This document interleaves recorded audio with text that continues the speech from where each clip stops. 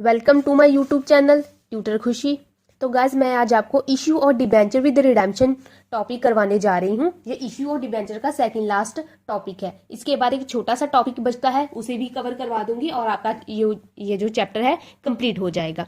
बहुत easy topic है और आपको समझने में कोई दिक्कत नहीं आने वाली है। और ये चाहे आप टर्म 2 वाले बच्चे हों, चाहे आप एनुअल सिलेबस वाले बच्चे हों, आपको 3 से 4 मार्क्स का क्या है क्वेश्चन एग्जाम में देखने को मिलता है इस टॉपिक का। वेरी इंपॉर्टेंट टॉपिक है, तो आप इसे चाहे तो स्टार लगा लीजिएगा। ठीक है, रिडेम्पशन ऑफ डिबेंचर आपके सिलेबस का पार्ट नहीं है और आपको वो एग्जाम में आएगा भी नहीं। जिस सेशन में क्या है, इसे अगर मान लीजिए कि नेक्स्ट ईयर में अगर redemption of debenture chapter add कर दिया है तो मैं क्या है नेक्स्ट सेशन में इसको कवर करवा दूंगी। अभी फिलहाल नहीं है, इसलिए हम रिडेम्पशन ऑफ डिबेंचर चैप्टर नहीं करने वाले हैं। बट इश्यू और डिबेंचर विद रिडेम्पशन ये आपके सिलेबस का एक पार्ट है, इश्यू और डिबेंचर चैप्टर का एक हिस्सा है। तो इस टॉपिक को क्या है हम कवर करने वाले हैं। इसके लिए सबसे पहले आप इसका मीनिंग समझ लीजिए कि ये होता क्या है। ठीक है, इश्यू और डिबेंचर आपको पता है, डिबेंचर को इश्यू कर देना, और रिडेम्पशन ऑफ डिबेंचर का क्या मतलब है, डिबेंचर को खत्म कर देना, रिडीम कर देना, रीपेमेंट कर देना। जब डिबेंचर क्या होता है कि डिबेंचर सर्टिफिकेट की तरह होता है, यहाँ पे कंपनी की सील लगी होती है, डिबेंचर की सारी टर्म्स एंड कंडीशन लिखी होती है। ये होता है ना डिबेंचर एक सर्टिफिकेट होता है। जब हम डिबेंचर इशू करते हैं उसी वक्त हमें पता होता है कि डिबेंचर की लाइफ कितनी है, कितने टाइम के लिए इशू किया जा रहा है डिबेंचर। मान लीजिए 5 साल के लिए है, 7 साल के लिए, 10 साल के लिए। ये क्या है, हमें इशू के टाइम ही पता होता है कि इसकी लाइफ कितनी है। ठीक है, और इशू हो रहा है एट पार हो रहा है, एट डिस्काउंट हो रहा है, एट प्रीमियम हो रहा है। ठीक है, ये भी हमें पता होता है।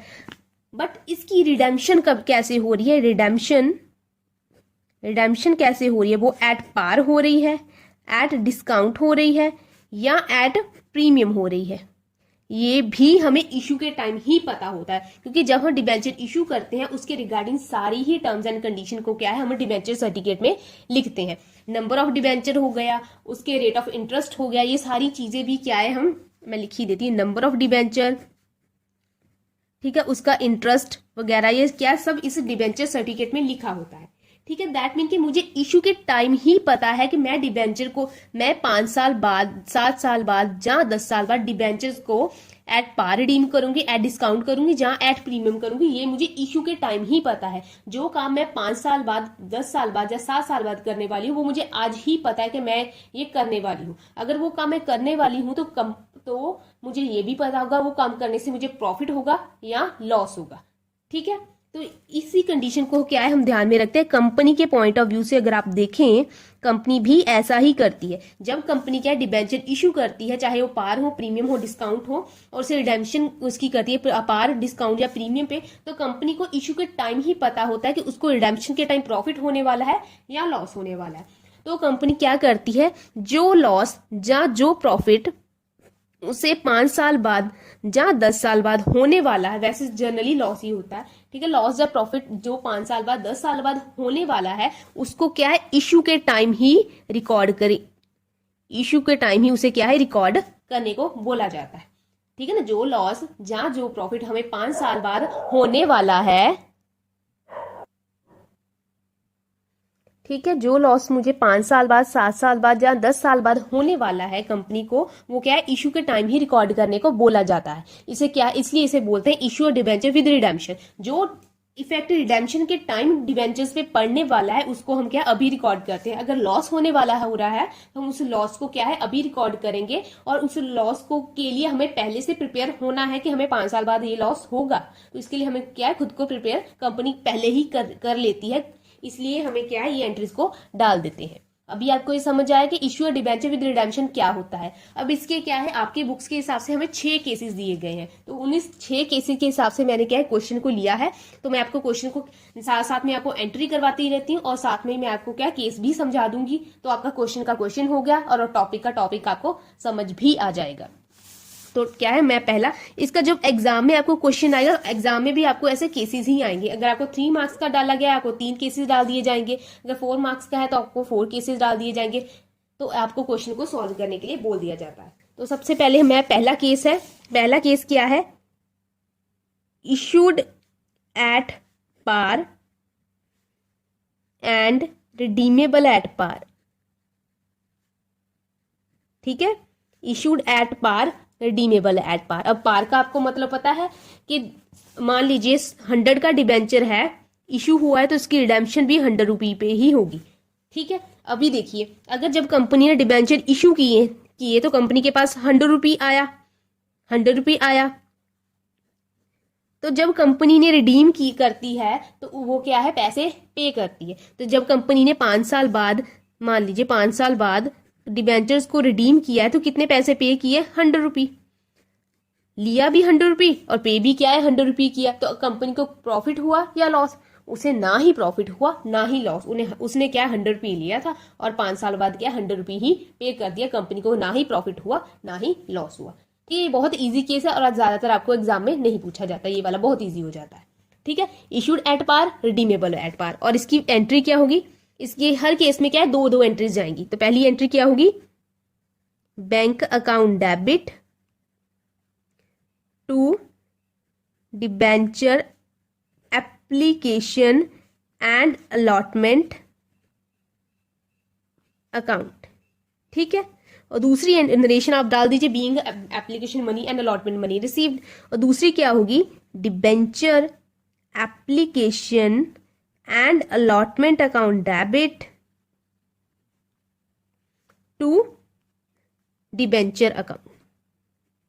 ठीक है, ये सेम एंट्रीज ही होंगी, हर केस में डाली जाएंगी, बस थोड़ा थोड़ा क्या है केस के हिसाब से इसमें चेंजेस आते रहेंगे। तो सबसे पहला क्या है, issue of 1000 9% debenture at 100 each at par, redeemable at par.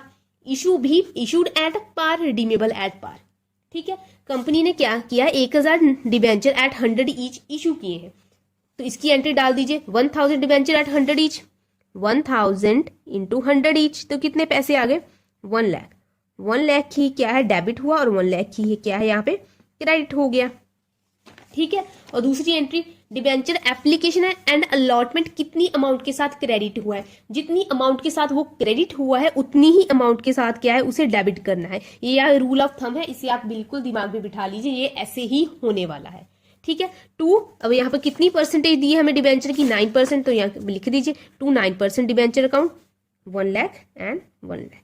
Easy हो गया, कोई दिक्कत वाली बात ही नहीं।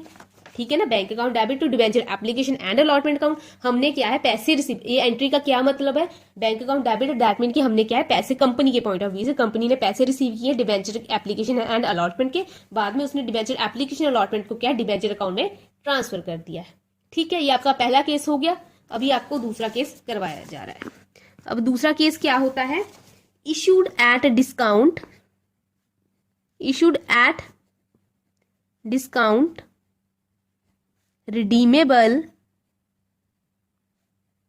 Eight par. ठीक है, issued at discount redeemable at par, या रिडीमेबल या रिपेबल।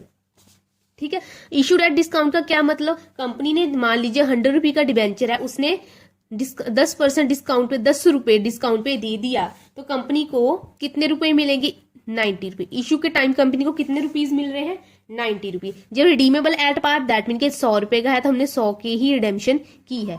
दैट मीन कि कंपनी को जब उसने रिसीव किए तो उसको 90 रुपये मिले, क्योंकि इसने 10 रुपये क्या है डिस्काउंट दे दिया है। कंपनी ने पैसे रिसीव किए हैं 90 रुपये, जब 5 साल बाद रीपेमेंट करनी गई तो उसको क्या है 100 रुपये पे करने पड़े, तो कंपनी को लॉस हो गया कितने का, 10 रुपये का।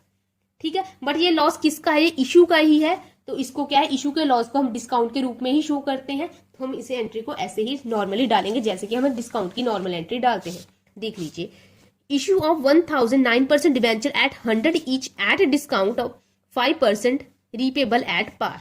कंपनी ने क्या किया, 1000 9% डिबेंचर 100 ईच इशू किए हैं एट डिस्काउंट रीपेबल या रिडीमेबल एट कितना है, par. Issued at discount, redeemable at par. अब इसकी एंट्री कैसे डालेंगे, डिस्काउंट कितना है 5%, तो इसकी एंट्री देख लीजिए, एंट्री वही होगी, bank account debit to debenture application and allotment account. ठीक है, अभी देख लीजिए, हमने डिस्काउंट दिया, कितना दिया, तो डिस्काउंट देने के बाद हमें क्या मिला, हमें क्या है बाकी बैलेंस अमाउंट मिली डिस्काउंट काट कर, हमें कितने पैसे मिले 90 रुपये। तो ऐसे ही क्या हम डिस्काउंट को लेस करके लिखेंगे। तो 100 रुपये का एक डिबेंचर है, हमें डिस्काउंट कितना दिया है 5%, 100 का 5% कितना हो गया ₹5। हमने कितना डिस्काउंट दिया है? ₹5। तो अब एक डिबेंचर की वैल्यू कितनी हो गई? 100 का एक डिबेंचर था, ₹5 हमने डिस्काउंट दे दिए। एक डिबेंचर के कितने पैसे हमें मिले? हमें ₹95 मिले। ठीक है, ₹100 की चीज थी, मैंने 5% डिस्काउंट दे दिया, तो मुझे अभी कितने हैं? ₹95 मिलेंगे पर डिबेंचर। तो कितने डिबेंचर का क्वेश्चन के हिसाब से? 1000 डिबेंचर है, 1000 इंटू 95। पैसे जब डिस्काउंट का केस होगा हमें क्या है? डिस्काउंट काट कर अमाउंट मिलेगी। ठीक है, और प्रीमियम के केस में क्या है? हमें ऐड करके मिलेगी। डिस्काउंट के केस में हमें क्या है? डिस्काउंट काट कर पैसे मिलेंगे।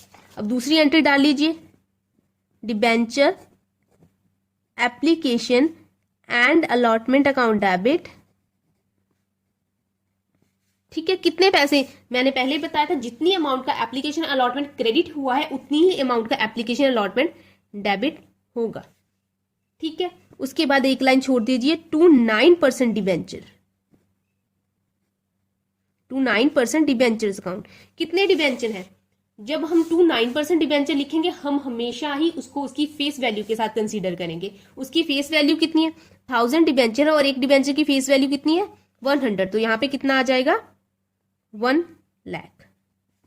ठीक है, जो डिफरेंस अमाउंट है वो क्या है? डिस्काउंट हमने, ये डिफरेंस आया ₹5 का, हमने डिस्काउंट दे दिया, तो लिख लीजिए discount on issue of debenture. यहाँ पे हमने शो किया कि ये डिस्काउंट है, ये क्या है? इशू है, इशू का है। कितना डिस्काउंट दिया हमने? ₹5, ₹5 डिस्काउंट दिया है। और कितने नंबर ऑफ डिबेंचर है? 1000, तो कितना हो गया? 5000।